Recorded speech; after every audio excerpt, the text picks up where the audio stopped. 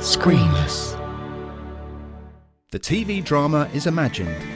The work and the guests are real. Making a soundtrack. Opening scene and action!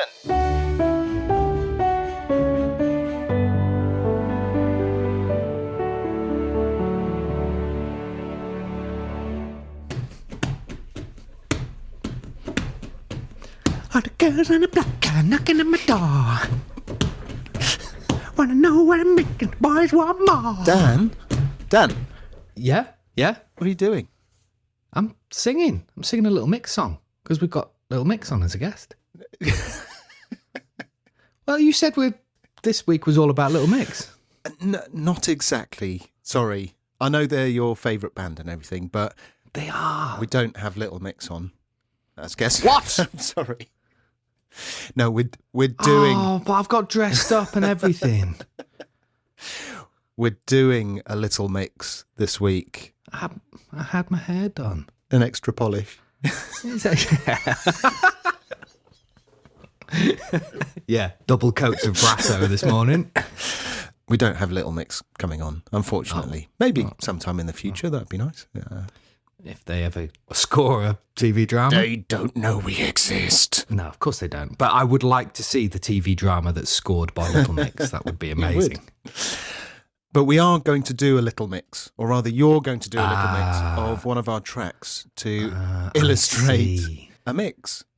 Excellent. Good. We are getting to that stage now of mixing. We've got 2 tracks to finish and 1 track to start. Yep. But we kind of know the sound now and everything, so that's why we're doing a mixing episode.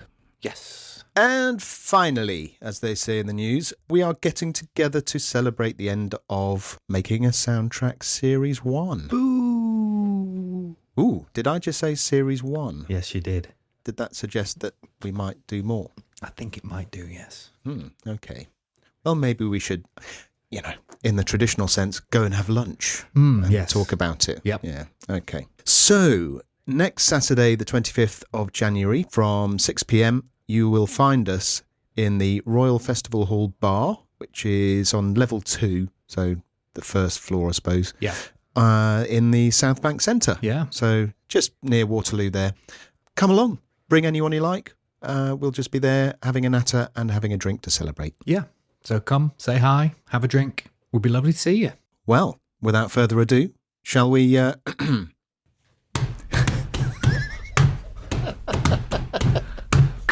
the music! Cue the music.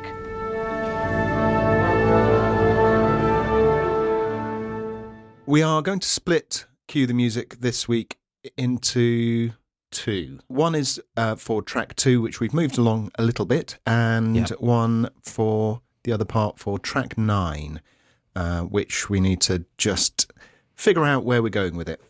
Yeah. Yeah. So let's start with track 2. We talked about this last week, didn't we? We did. Because I was with you in your studio, and we came up with track 2, which we were quite happy with as a kind of a basic track. Yep. I then went away and added some strings. You did, yeah. How we concluded was that I was going to add some strings and then you were going to look at some electronica. Electronica. He said with the Russian accent. Electronica. So I did that. I added some strings, much as we discussed. Really, it was highlighting the melody. Yep.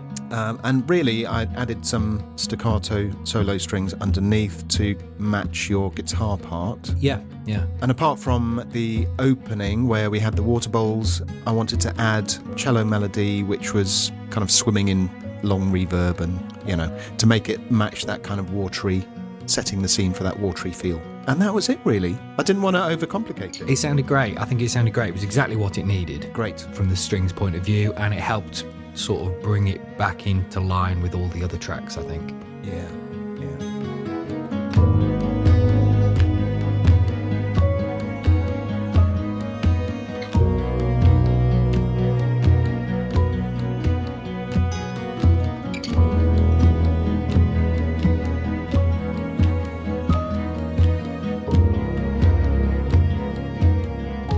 So next for track 2 is your Electronica. The electronica, yes, which I think will be a few more sort of just percussive arpeggio type stuff. Nothing, it'll be like one note or something. It'll just be like a bass. But something like that. I want to tighten up the perk a little bit and make a little bit more of that as well. We spoke about where you've added the strings at the end. We spoke about maybe possibly having a bit of a bigger build there for the end of the theme tune. So we were talking about just sticking an octave above on the strings as well, doubling, so that it sort of progresses a little bit. I also had a thought while we were just listening back to it now, because it's the theme tune and we're imagining that, whatever happens at the start and then boom, we get a cut and we've got the opening titles. The sequence, are we imagining that the guitar will just come straight in there? Because I was just thinking it was a bit kind of like, boom, there you go. I was wondering whether we could put some of the lock or something at the beginning, just a bit of sound design to just ease into it, so that it, that's quite a nice idea. Maybe a bit more dry signal, perhaps, so there's actual water. Yeah, that's really nice idea, actually. Yeah. Okay. So I had that idea, and the other idea that I very quickly thought, is should we, now that we've recorded those bowls, should I see if they fit in track 4? Ooh, track 4. So if it was literally just on the first beat of the bar. Yeah. Not doing the melody, but just going along with the chords. Yeah. Definitely a good idea to kind of retrofit certain elements. Yeah. Track 4 is character 1, isn't it?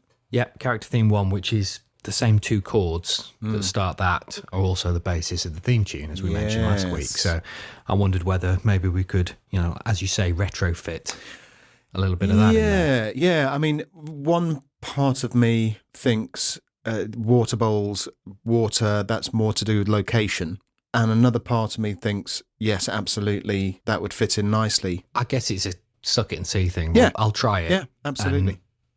We'll then make the decision as to whether that's a good idea, yeah, or whether that was another one of my stupid ideas. No. I think the idea is good. It's just where we put it is the important thing. Because actually in track 4, it is played on the piano, not the guitar, and so it doesn't necessarily need to have the same instrumentation. No. But as long as it makes sense, I'm all for adding that. I'll give it a go, and we'll decide afterwards. Can it? Nah. So that's track 2. That's track 2, so it's track 9. Track 9 is slightly different. As I think I mentioned before, I was having trouble with this one because it's so orchestral, and we've approached it from the orchestra point of view first, and then having to coin your phrase, retrofit stuff to it. Yeah, and there's so much going on. It's like I need to bring it in line with everything else, but I'm not entirely sure on how to do that. However, I have made a few notes. Okay. Hit me. So, just like track 2, more percussive style synth stuff. So, sort of more the sort of driving on the root note type of quarter note, do stuff. Yeah. In parts, not all the way through it. Have another go at some of the bass synths, because I did some filter sweepy type things, and they're kind of all right, but not quite right. The monopoly ARP in the middle section kind of carries over 2 sections. So there's like a build, which I kind of did the filter sweep with it, but then I kept it open and just kept it going. So when we reviewed this together last week in the studio, we said I came up with the idea of possibly high pass filtering the second section and then opening it up again, so that it kind of like comes from nowhere, but it's still kind of there. So I'll have a go at that, I think. And also volume automation might work there. Might work a treat there, yeah. And possibly having some of the drums from track 1. Yes. Yeah. The big idea with this moving forward, this track, is to make it sound like the rest of the album. Yeah. So, yes. Although it's got all the music, it's got the musical DNA, but it doesn't have the sound DNA of the rest of the album. So we need to bring it back in line. Yeah. Things I loved about what you've done with the electronica in there, the opening note, you had that kind of growling bass underneath. Really gives it a power. And the arpeggiator stuff is just fantastic. It really moves it along at that point. Yeah.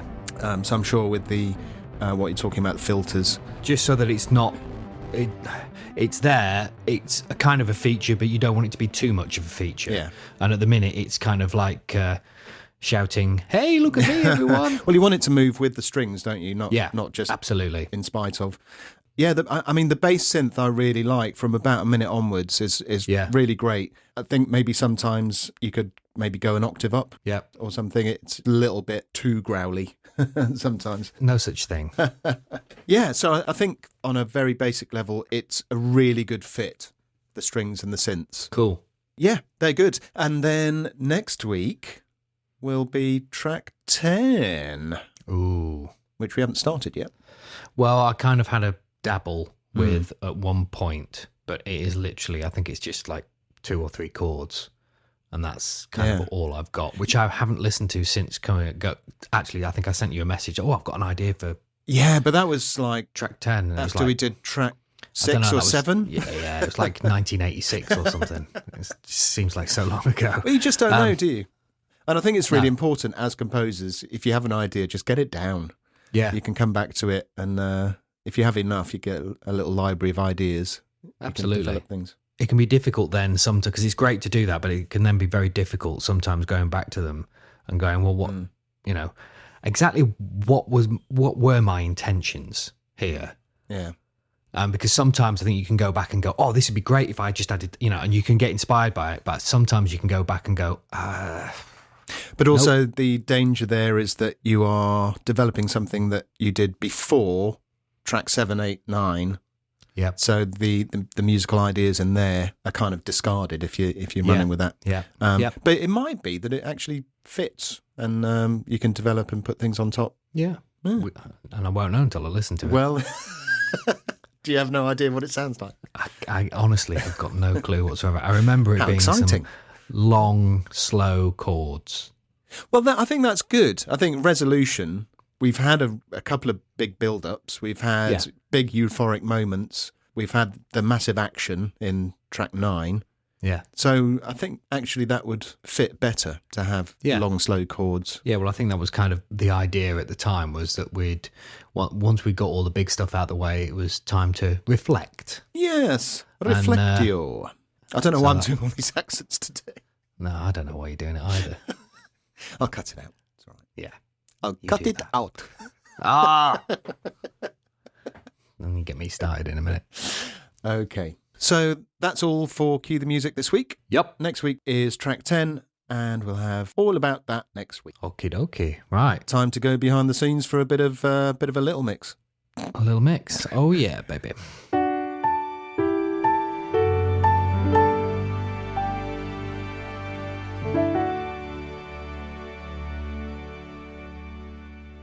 So this week we are going behind our very own scenes, aren't we? We are.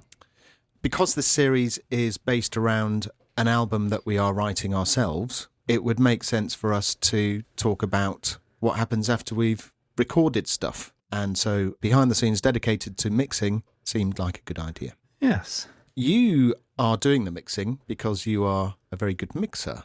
Am I? Didn't you just do a mixing job? I did, yes. Yes. So there you go. Yeah. And certainly from what I've heard of the track that we're going to talk about, it sounds great. Good. It does beg the question, why mix? We've kind of mixed our way through the recording, haven't we? So why bother mixing at all? Well, I think it's just swapping hats.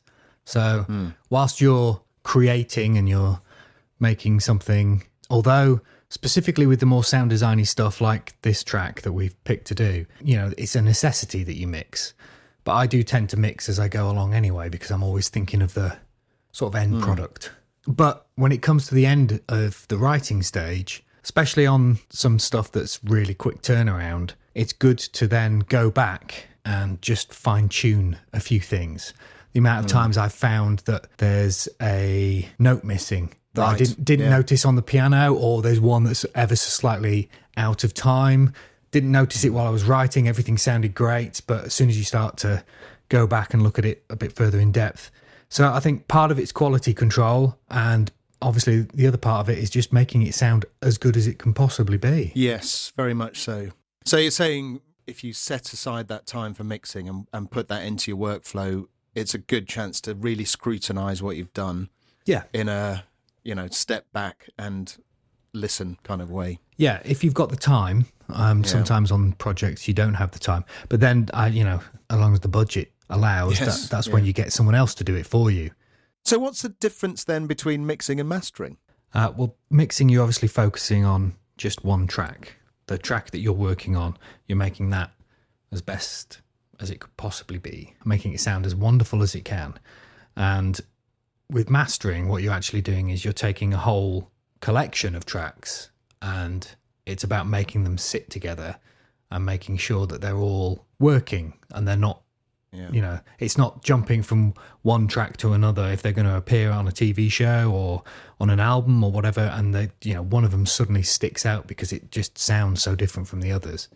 It does tend to be very sort of little touches that you need to do in mastering versus mixing, which is obviously it's not much more creative. Mastering is creative as well, but there's more leeway for doing stupid things like sticking a whole flange across the mix at some point or something like that. But and also I suppose in mixing you are focusing on individual tracks, individual instruments, whereas with the mastering you're looking at the overall mix, aren't you? It's the big picture. Yeah, so there are still frequencies that you can adjust and things like that. Yep.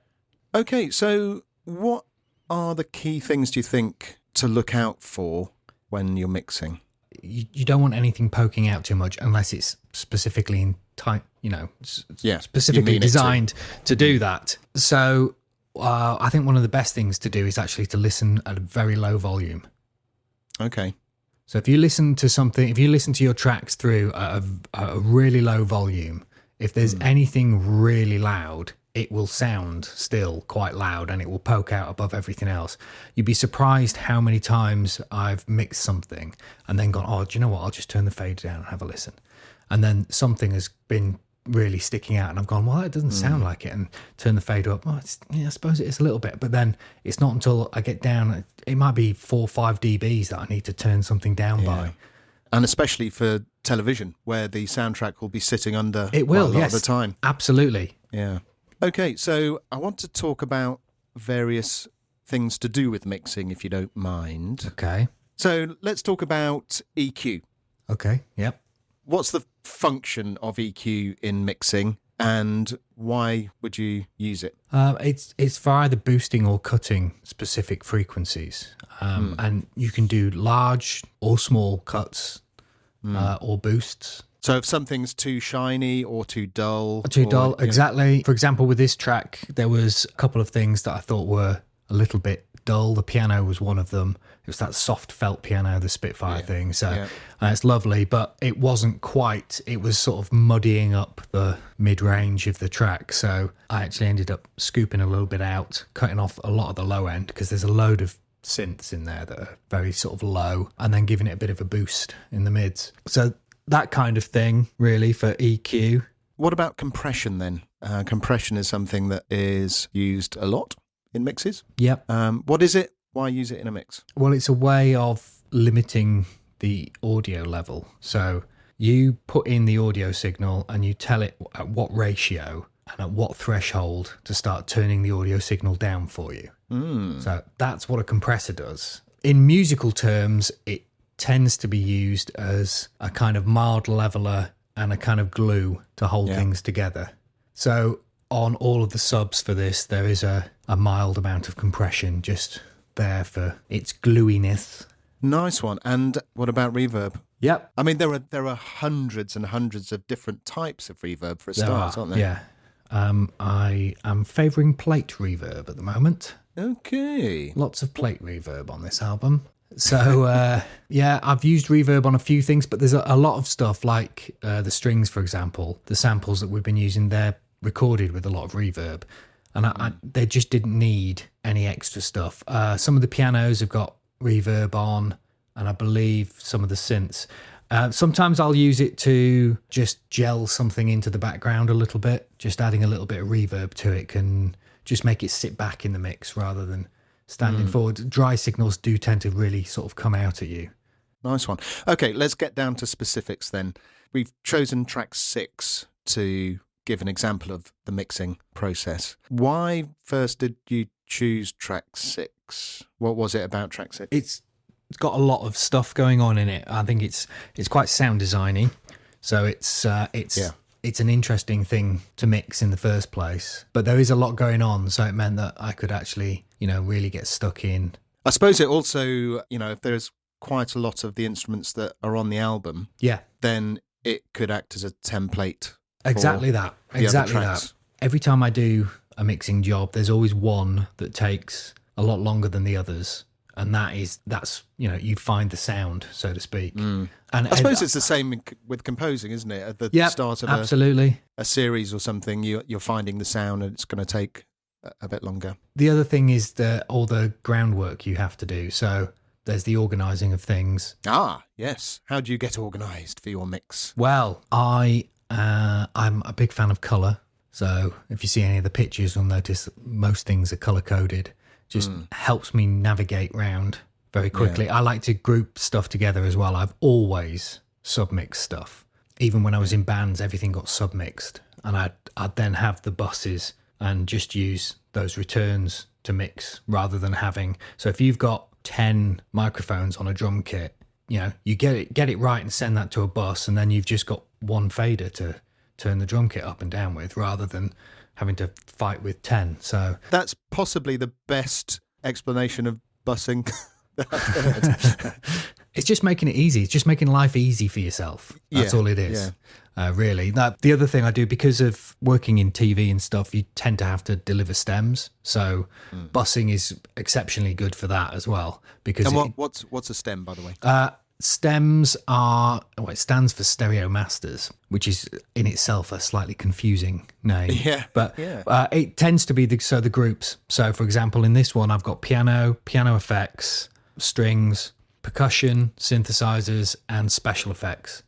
And all of those have their own individual stem, which means that if this was used in a TV show and there was something that was not quite, the dialogue was getting buried because of something, they could find that thing, hopefully on one of the stems, and just turn that down without having to duck the whole music. Or just use one of the stems. They might think, I love this melody, but I don't want everything else in there. Sometimes it tends to be the sort of documentaries that are done for not a great deal amount of money, and they're really quick turnarounds, and they'll then put X amount of stem stuff all the way through as well. Yeah, using that as a kind of library for the basically.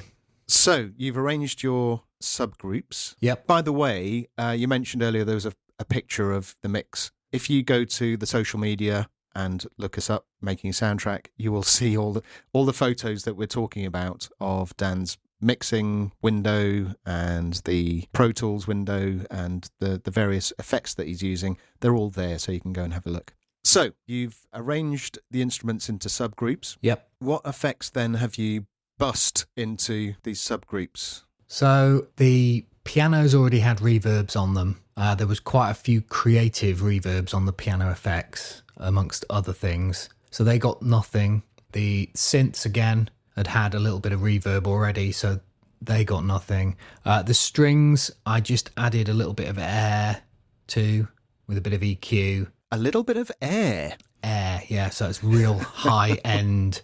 We're talking, I think it was 20K. Yeah, 20K. Around there. What did you use for that? I used the Marg EQ, Marvellous. which is a lovely universal audio thing. Well, I think actually made by Softube or Plugin Alliance or someone else for universal audio. But anyway, so I used that. The air feature on that's fantastic for just adding that kind of sparkly wow to the top of stuff. Sparkly wow. It's all about the sparkly wow. Yeah, so that was on the strings. The synths, there was a couple of them that had some, because there was a lot of low end stuff. I had to do a bit of EQing on those. So it was just carving out which portion of the bottom end of the spectrum they were each taking, and then making sure they weren't all, doing the same thing. And then the special effects stuff had nothing on it at all, because it was all special effects. So we'd done all that in the writing side of things. A little bit of EQ or something on the percussion as well. And then each of those stems or subgroups, if you like, is being sent to a stem, but on the subgroup there's a bit of EQ and a bit of compression. Yeah, so it makes it really clear, doesn't it? If you're treating each subgroup and then you've got your faders, as you said, in your old band days. That's it, yeah. It makes it very easy to concentrate at the end of the mix, I suppose. Yeah, and there is a picture which is literally the end of the mix. Yeah. And the master's in the middle, and on the left are the subgroups, and on the right are the stems, and it's all colour-coded. And I suppose if you are at the end of your mix going, what is that? It's far easier to unpick or to kind of go back and go, right, I can isolate that subgroup. It's in there. Yeah, absolutely. That's fantastic. So, all mixed, what would you be expected to deliver then to a production? Most places nowadays want stems. There are still occasions where they want stereo stuff, and there are some occasions where they want 5.1 as well. But I don't have a 5.1 setup. And every time when they've said, we'd really like it in 5.1, I've said, okay, it's going to cost this much because I'll have to hire the gear in. And they've always said, oh no, stems is fine. Yeah. So, so it'll be stems really. So each of those groups gets bounced to an individual audio track. Yeah, on top of the stereo. The stereo mix as well. Yeah, so you end up with well, I tend to bounce the stereo mix from the stems. Yeah, so you've got the final track and then you've got the individual stems as well on top of that. Which is what a lot of libraries, well, most libraries now like that as well. It just gives them the most choice. It does. Fantastic. Okay, why don't we listen to the unmixed version of track 6, just a little bit of it, and then compare with what you've done to it. Okay. Yeah. Yeah? Good idea. Okay, here we go. Unmixed.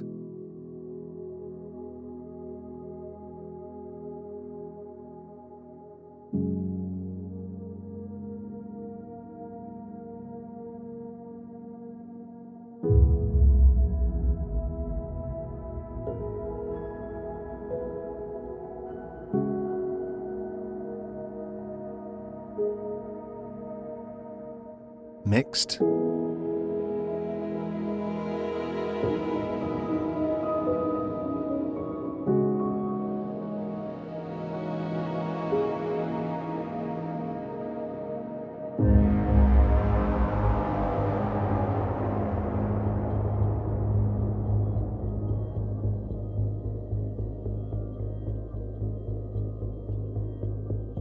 Unmixed.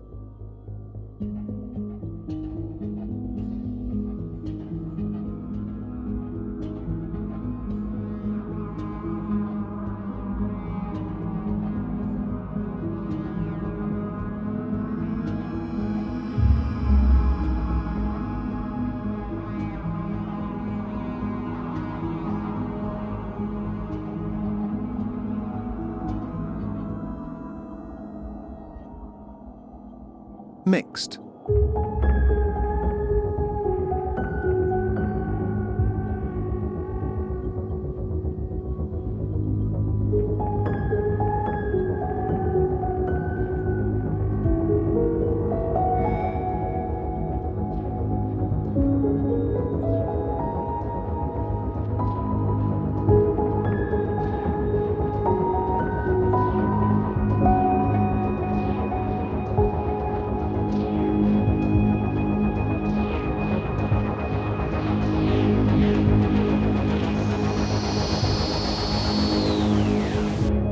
So you can really hear the sparkly wow coming through there. Sparkly wow. It's all about the sparkly wow. That's fantastic. Okay, that's mixing for you. We're fairly close to that stage now where we will end up with a full mixed album. Yeah, exciting. It's really exciting, isn't it? Yeah. So thank you very much, Dan, for your hard work and your insights into mixing. You is totes welks. If anyone's got any questions about anything or, is slightly unsure, then head to the social medias and let us know, and I'll do my best to answer anything. Or in fact, come to the Royal Festival Hall next Saturday.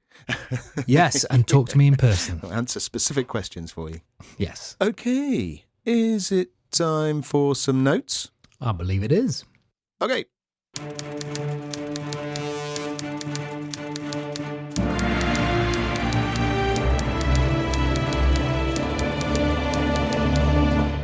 So, our last guest sparked a little interest on Twitter last week. No surprises there. No, so the sound design community seemed to react very well to Tim Nielsen's interview. It was lovely to have him on. It was. One of said people, Max Smith, who is known for his work on films such as Dawn of the Planet of the Apes and Tron Legacy and things like that, tweeted, "All filmmakers and composers need to listen to this interview with Tim Nielsen of Skywalker Sound. Tim shares a lot of wisdom about the benefits of collaborating early and how less is more."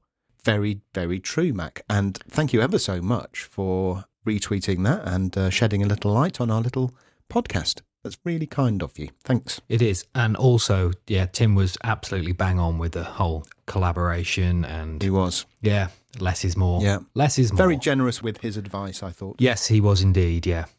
The other thing to mention is that there is now a website, ratethispodcast.com, which makes it very, very easy for you to rate a podcast. Hint, hint. Hint, hint, hint. So there is a Making a Soundtrack one. So ratethispodcast.com/making a soundtrack will take you straight there, and you could leave a review. There's also a button on our website now. So if you go to the makingasoundtrack.com webpage, the button's right at the top. So it's really easy. Okay, is that a wrap? That is a wrap. That's a wrap. How do you find us?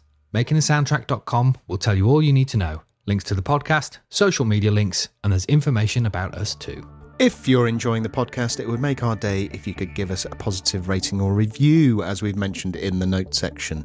So go to makingasoundtrack.com and hit that button. And if you enjoyed this episode, hit the share button as well and recommend it to someone. See you next time. Bye.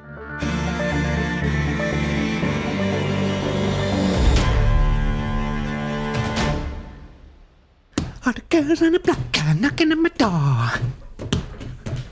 Wanna know what I'm making, boys want more.